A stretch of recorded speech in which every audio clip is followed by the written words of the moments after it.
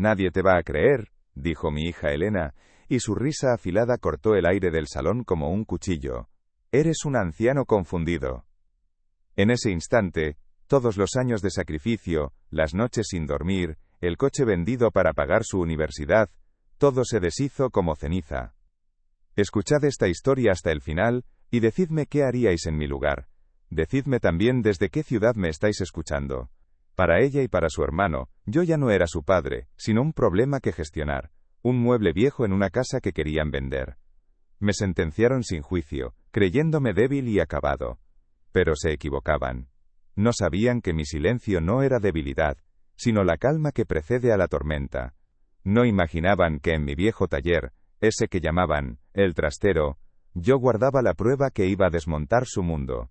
Una prueba que no necesitaba palabras. Ahora la casa es un océano de silencio.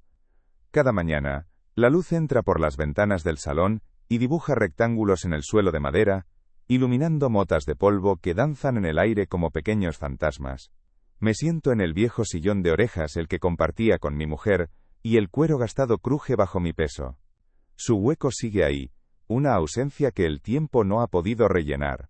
Mis movimientos son lentos, medidos, como si temiera romper el delicado equilibrio de la quietud. Ya no hay risas que interrumpan la tarde, ni el sonido de llaves en la cerradura anunciando una visita inesperada. Mis hijos llaman una vez por semana, siempre a la misma hora, con una puntualidad que duele. Sus voces son amables, pero distantes, como las de alguien que cumple con un deber.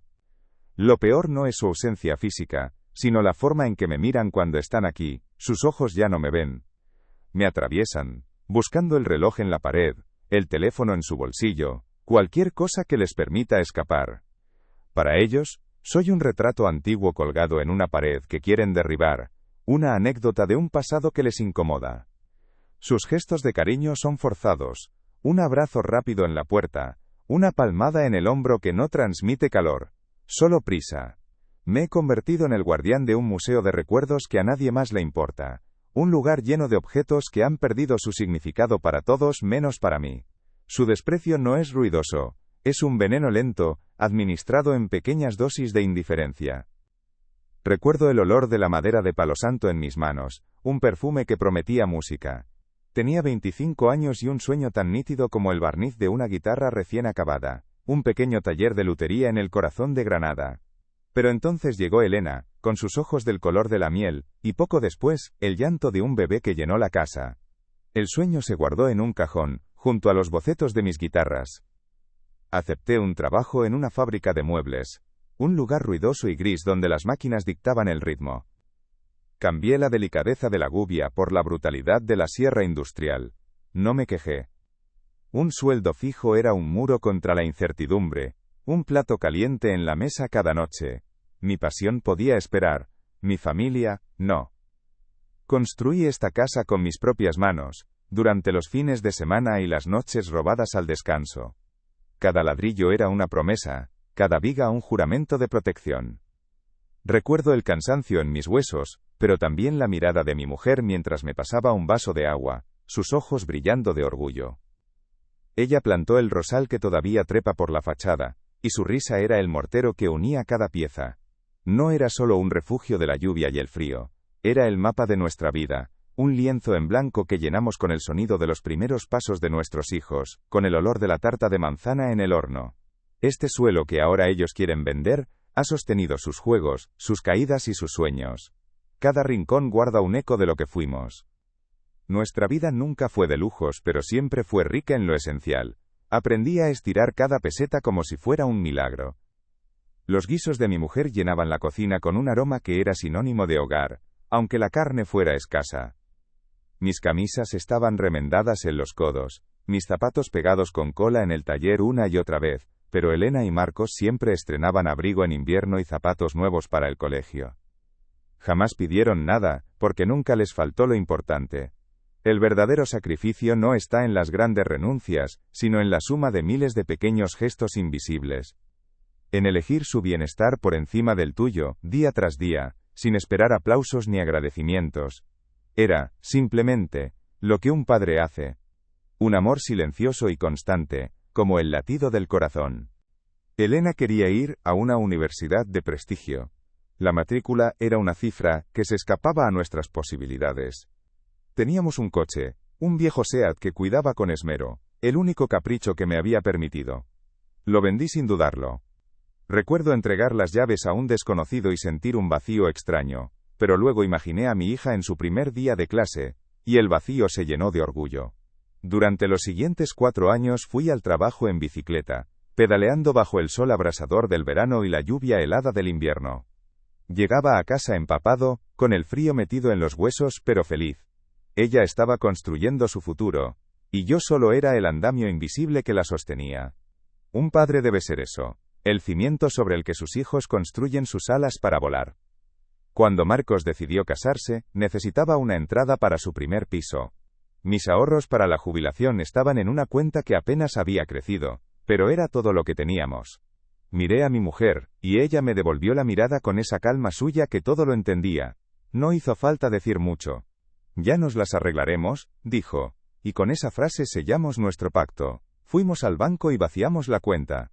Le dimos el dinero a nuestro hijo, que nos abrazó con la emoción de quien empieza una nueva vida. No sentimos pena por ese futuro más incierto para nosotros. Sentimos la plenitud de verle feliz, de saber que le habíamos dado el empujón que necesitaba. Nuestro futuro siempre fueron ellos, y verlos prosperar era la única jubilación que de verdad anhelábamos. Después de que ella se fuera, la casa se llenó de un silencio que pesaba más que cualquier trabajo físico. Mi sacrificio cambió de forma. Ya no se trataba de dinero o de esfuerzo, sino de mantener vivo su recuerdo en un mundo que avanzaba sin ella. Cuidaba de su jardín, podaba sus rosales, me aseguraba de que sus fotos en la repisa estuvieran siempre limpias de polvo. Cada objeto era una reliquia, cada rincón un altar.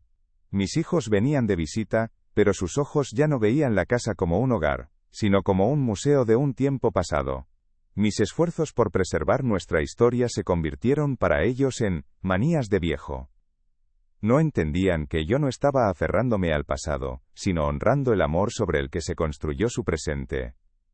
Las llamadas empezaron a morir en el silencio de un buzón de voz. Al principio, me decía a mí mismo que estarían ocupados, que la vida en la ciudad es un torbellino que no deja respiro.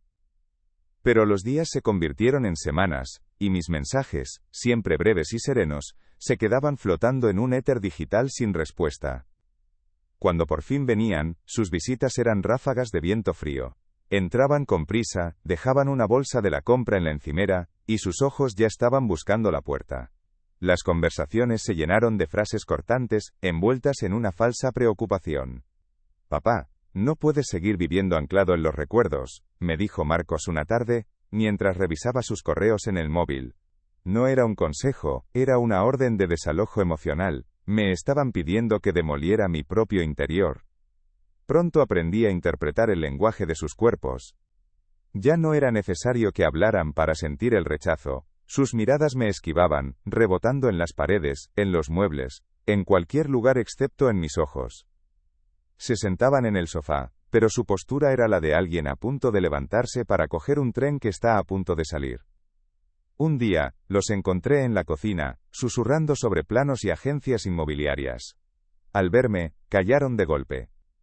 No me invitaron a la conversación, simplemente la pospusieron, como si yo fuera un niño al que no se le pueden contar los problemas de los adultos. Me excluyeron de las decisiones sobre mi propia vida, sobre el futuro de la casa que mis manos habían levantado. Me convertí en un espectador mudo de mi propio desmantelamiento. La humillación más profunda llegó el día de mi cumpleaños. No esperaba una fiesta, solo una llamada, quizás una visita breve. Preparé un café y me senté junto a la ventana, observando la calle, como un farero, esperando un barco que nunca llegaría. Las horas pasaron, lentas y pesadas. El sol se puso, tiñendo el salón de naranja y después de gris. El teléfono permaneció mudo. Cerca de la medianoche, sonó. Era Elena. «Perdona papá, se nos ha liado el día». «Felicidades». Su voz era distante, mecánica. Ni siquiera preguntó cómo estaba. Al colgar, sentí como algo dentro de mí se solidificaba, como el metal enfriándose tras el golpe del martillo. Ya no había tristeza, solo una claridad helada. Esa noche, la puerta de su mundo se había cerrado para mí, pero yo había encontrado la llave de la mía. Mi taller. Ellos lo llaman el trastero. un cementerio de trastos viejos y polvo acumulado. Para mí, siempre ha sido mi santuario. El aire aquí huele a madera de cedro y palo santo, a barniz y a paciencia. Es el único lugar donde mi sueño nunca murió del todo. Detrás de una estantería cargada de botes de cola y herramientas gastadas, hay una pared que parece sólida, ininterrumpida. Pero yo conozco su secreto. Con un movimiento preciso que mis manos recuerdan de memoria, empujo un nudo en la madera y un panel se desliza sin hacer ruido. Dentro, en la penumbra, descansan ellas. 12 guitarras, cada una en su soporte como soldados de una guardia silenciosa. Son el fruto de 40 años de noches robadas, de fines de semana en los que les decía que bajaba a arreglar algo. Cada una es un mapa de mis manos, un testamento de mi alma. Las construí para ellos, para que un día comprendieran que su padre era más que un obrero cansado. Pero la madera tallada era solo la mitad del secreto, la parte visible. En un pequeño cajón oculto en la base del primer soporte, guardaba un sobre amarillento. Dentro, mi verdadero testamento, escrito a mano con la caligrafía temblorosa de un hombre que pone su corazón en el papel. En él, les legaba las guitarras, una a cada uno, y el resto para los nietos que algún día llegarían. Era mi forma de entregarles mi alma. Junto a ese sobre, había otra carta, esta de mi viejo amigo Ricardo, a quien le construí su primera guitarra cuando no era más que un muchacho con talento. Hoy es un concertista de fama mundial. Su carta era una tasación detallada, una cifra que les habría cambiado la vida, un futuro sin deudas ni preocupaciones. Guardé este secreto no por desconfianza, sino para entregárselo como el acto final de amor. La risa de mi hija se había extinguido, pero su eco me había dejado una extraña serenidad. Esa misma noche bajé al taller. No encendí más que la pequeña lámpara de trabajo, cuya luz recortaba un círculo íntimo en la penumbra. Cogí el sobre con mi viejo testamento y lo abrí sin el menor atisbo de nostalgia. Leí las palabras escritas con tanto amor, las frases que les entregaban mi alma tallada en madera, y sentí que leía la carta de un desconocido. Con una calma glacial, acerqué una esquina del papel a la llama de un mechero. El fuego avanzó lento, devorando la tinta, borrando mi herencia, convirtiendo mi sacrificio en una ceniza fina que se deshizo sobre la mesa de trabajo. No hubo lágrimas. Solo el silencio de una puerta que se cierra para siempre. Al amanecer, hice una única llamada. Ricardo, dije, mi voz firme, véndelas. Todas. Al día siguiente, me senté frente a un notario, un hombre de gestos medidos y mirada impersonal. El despacho olía a cuero y a decisiones irrevocables. Sobre la mesa de caoba oscura, el nuevo documento esperaba mi firma. Lo leí despacio. Mis hijos ya no estaban allí.